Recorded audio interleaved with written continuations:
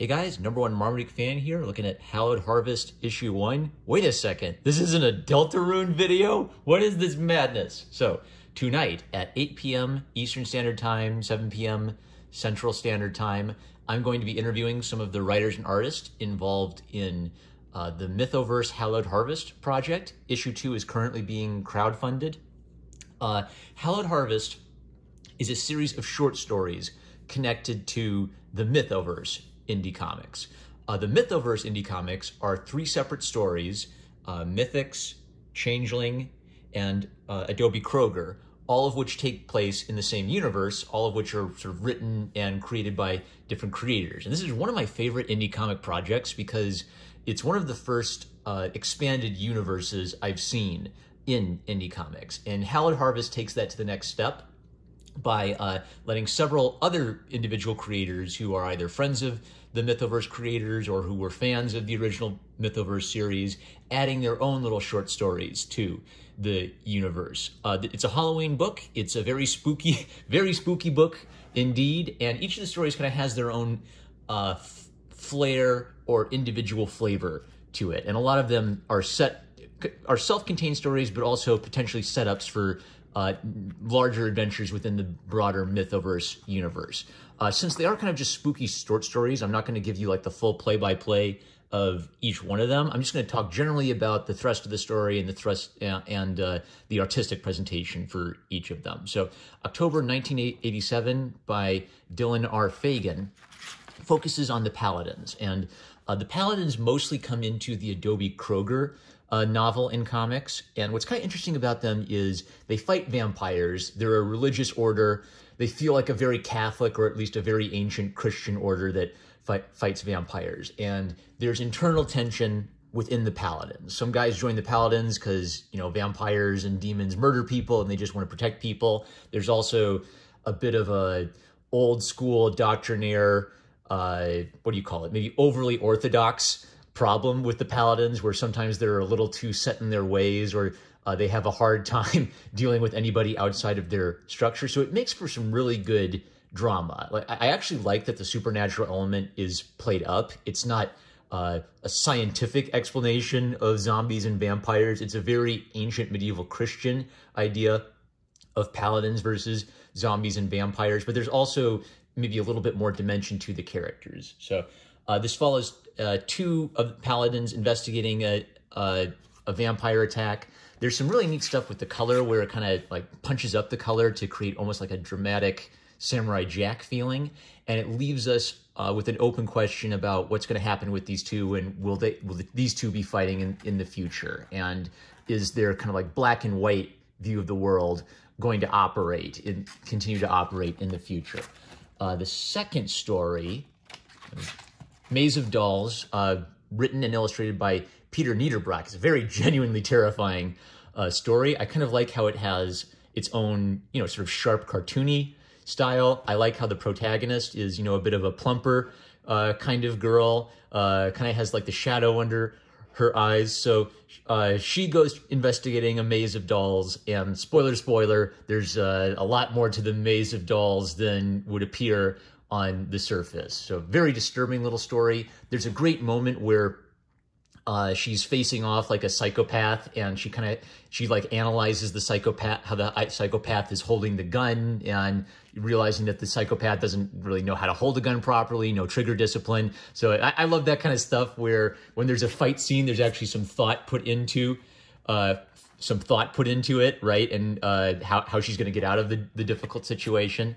And that seems to be the setup for a continuing, like the psycho's still out there, so to be continued, I'm guessing.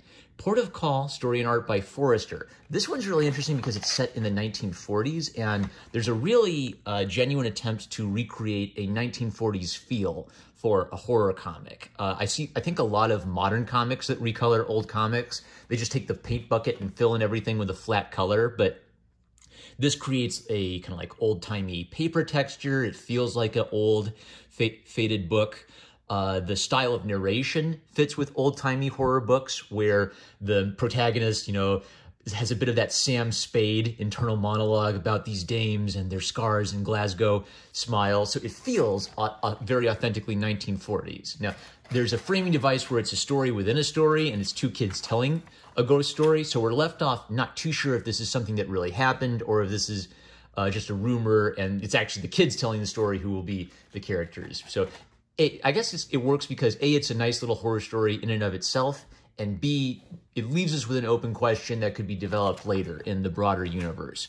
The Blackfire Covenant was written by Salem LeBlanc, and the illustrations are by Omanamikon. And this is an old school text story, which is something comic anthologies used to do all the time. It was actually there was actually some kind of legal reason for it, where if you had a short story in a comic, you could sell it as children's literature. So a lot of old school comics for kids would include at least one short story or text story or poetry. So what's neat about this is our first time seeing the changelings since the comic Changeling and Urban Fairy Tale, which is one of my favorite characters and one of my favorite books in the series. So changelings in Irish and Gaelic folklore are fairy children that are exchanged for human children.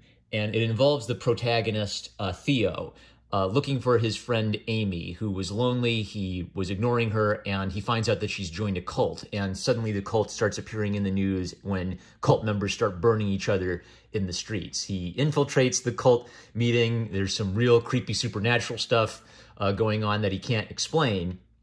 And spoiler, spoiler, spoiler, we discover that Amy is actually a changeling herself. And once he gets her away from the cult, she tells him, well, now the witches are going to be after us, thanks to that. So it leaves off with a cliffhanger. I am interested to see more. It has a really authentic feeling of the ancient and the magical in folklore. There's like a really good use of ancient folklore mixed in with the real world. Maybe in contrast to something like Harry Potter, where the magical world is completely separate from the Muggle world, and the wizards don't really interact with Muggles too much unless Voldemort blows up a Muggle bridge or something. Here it's more like, the wizards and the paladins don't advertise themselves too much, but the real world people do interact with this supernatural world and find themselves stumbling into it often. So I like how rich and ancient it feels. Piper Chapter 0, the story was written by Aurora Valentine and the art is by Forrester. This is another where it sort of starts off as, oh yeah, this is kind of like a little creepy story about a girl meeting a mysterious, magical owl in the woods. And then it becomes kind of like a comedic story where the owl has this internal monologue about how she has to make this life or death choice about which path she's going to take, and the girl's just worried that the owl is lonely and has no friends and keeps interrupting his intense anime boy internal monologue. So I don't know, it's almost like a great send up where some of these are very dramatic, very scary, like horror stories about evil murderers and monsters. This one almost plays with that trope a little bit for comedic effect.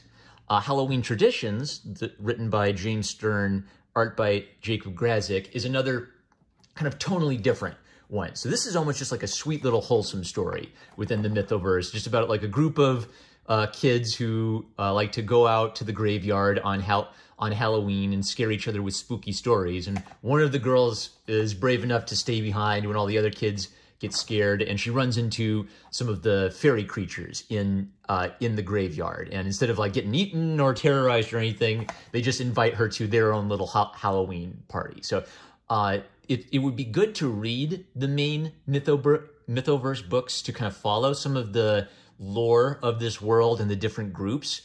But you could enjoy these as completely independent, little horror short stories. So I definitely think you should check out Mythoverse because I'm just so impressed by what the ambition of it as an independent comic project.